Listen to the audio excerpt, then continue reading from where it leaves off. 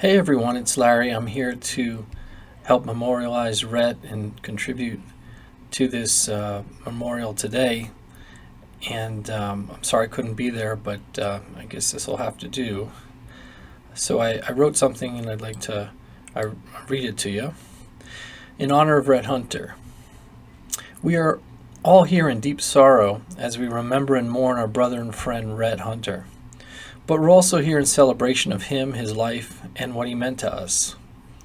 After all, if there's anything that Rhett would want us to be doing right now, it would be for us to be laughing. Humor was his currency, and in this regard, he was a wealthy man. He wasn't an ordinary person, and by no means did he live an ordinary life. I knew when I first met him that I would never know another one quite like him. His sense of humor was epic, and back in the college days I was a frequent target of his jokes. But I never minded. In fact, in a way, I felt honored that he chose me as his subject, as if he had just pulled me on stage with him to be his foil or his fall guy. Everyone here knows what I'm talking about because we were always targeted at one point or another. You just laughed because it was so damn funny, and you didn't care that it was about you.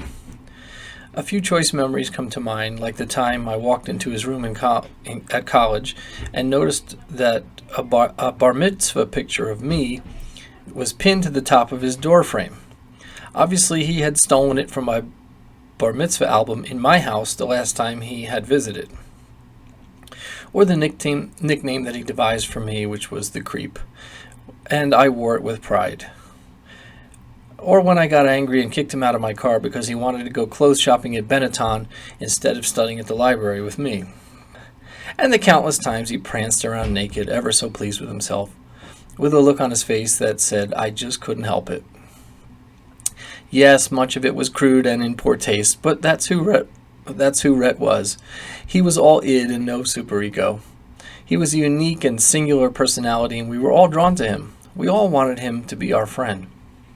He was impossible to stay angry at, so he could get away with things that others couldn't. Women were taken with him as well, because, well, what woman doesn't want to laugh out loud all day long?